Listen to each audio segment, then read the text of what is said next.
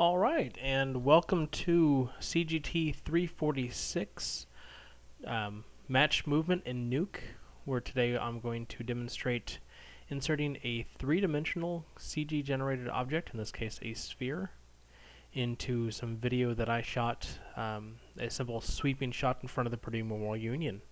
If done correctly, the object will keep its same shape and size, as well as its relative position in space, as the camera moves.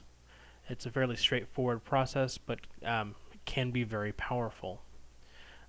This involves creating a 3D point cloud of the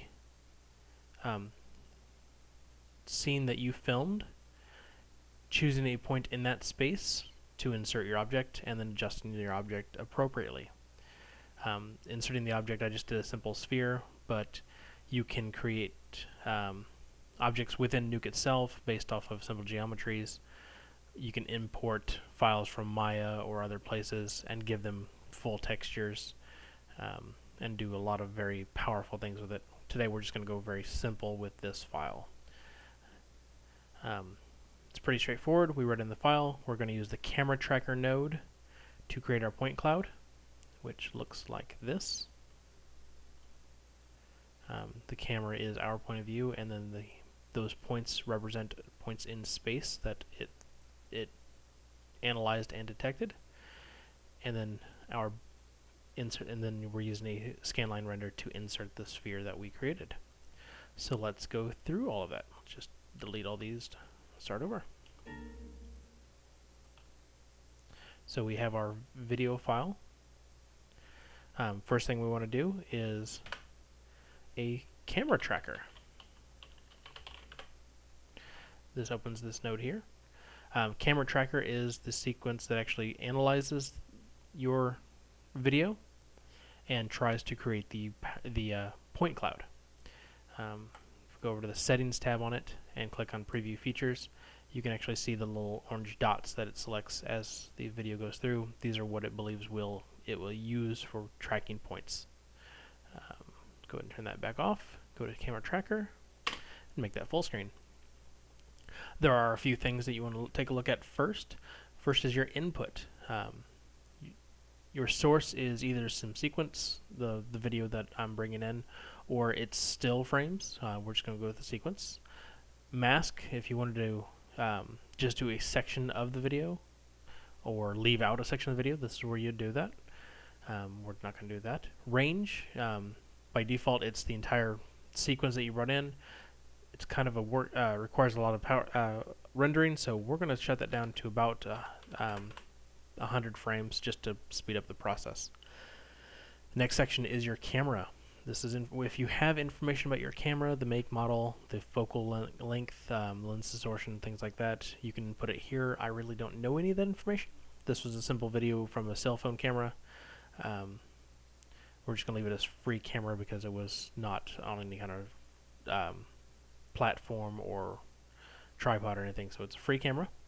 I don't know anything about the lens distortion, so unknown lens. Focal length. It's a cell phone camera. There are no changes of focal length, so it stays constant, but I don't know what that constant is, so I'm going to leave it as unknown constant. And here's where you'd pick your camera if you knew anything about your film back presets.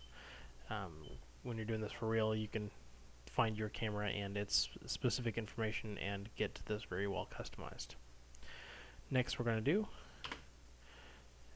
bring it back down to smaller screen, and we're just going to click track. It's going to start at 150 and go to 250. This will take about 25-30 seconds just for the 100 frames that we're doing, but you can see the points that it pulls in.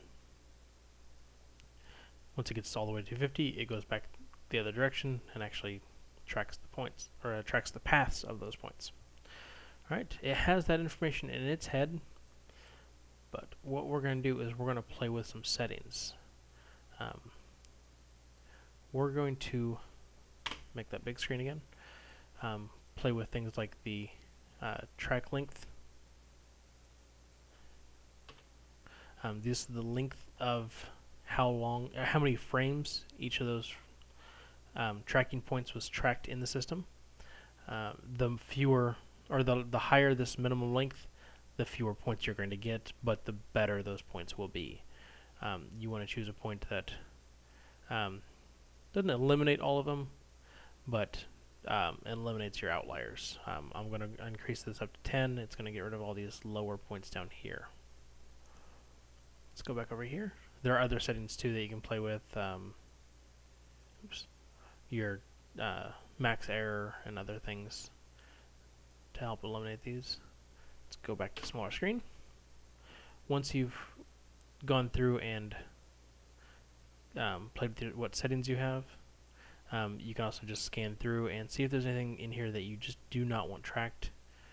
Like there's a guy walking here, and I think yeah, you can just delete those manually. It's kind of hard to see, but he's walking through there, so we don't want to track him. If you have things that you think might cause problems, or are just too clustered together, you can feel free to just delete those manually.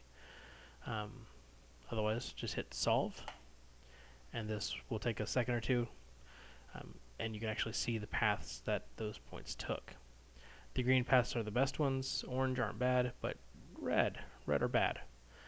What we can do is go through back over to the auto tracks, and we can delete unsolved. These are the ones that it really wasn't sure about. It tracked, but it doesn't know what to do with them. Delete those. And we can delete the rejected. Wow, that deleted a lot. Let's go ahead and change our minimum length back to 3 and retract that. I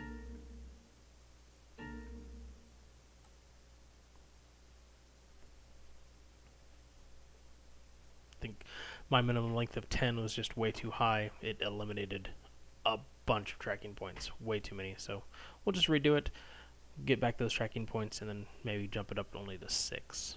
So I'm going to go back up here to auto tracks.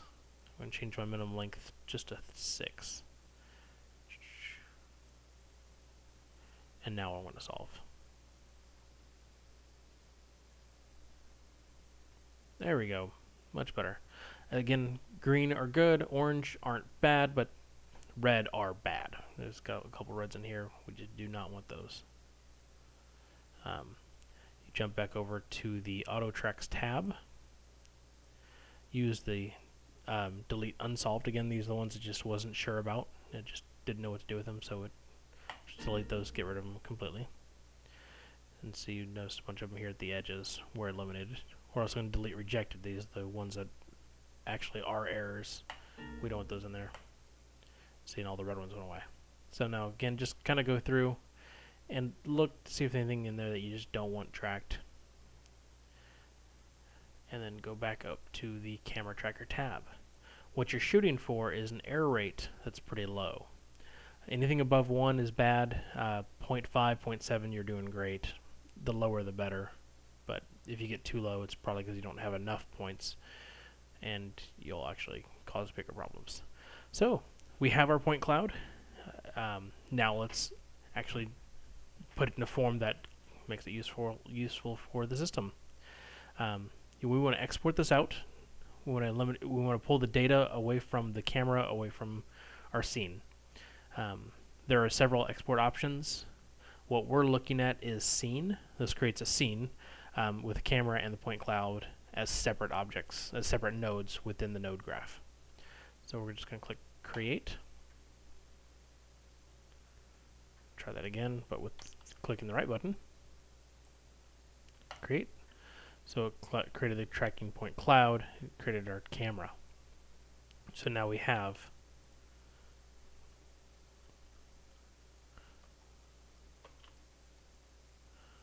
our tracking point cloud. So we're here and we're looking at it here. This is how it thinks about it in 3D space. Go back to 2D. From this, we have our camera tracker. This is just the node. Here's our actual data. Here's our camera from our viewpoint. Again, it's still just tracking through those points. What we're going to do is we're going to figure out where we want to insert our object, and then select a node, a point cloud closest to where we'd want it. Let's put it here in the lawn.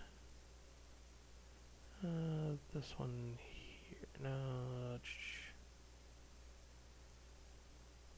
Yeah, this one here. We're going to right click on it, choose create sphere. It created this sphere here. Again, it's not attached to anything, but it has settings. Just to make it visible to us, we're just going to change it to solid plus wireframe. It's a simple sphere. It has no real properties yet. We're giving those properties, including how big it is in space, where it is. We can give it texture here if we wanted to. Change colors, things like that. We're not going to do that right now. We're just going to get it a smaller size so it doesn't block out everything. Let's go back to the 2D view because it won't show up yet, because we need to now actually insert it into the scene. So we're going to do a scan line render to actually input it in. A scan line render allows you to input several objects together, kind of like an merge, but this is between your camera, your background, and your object. This is where you would choose your object, your scan line. If you wanted to bring in something from Maya, that's where you'd bring it in here. You'd read it as a file, you'd bring it in as your object. Just put everything together, and there's my ball. As the camera moves, it stays the appropriate size, it stays the appropriate shape, and it stays the appropriate position in space. So it's that straightforward. I hope this was helpful. Thank you for watching.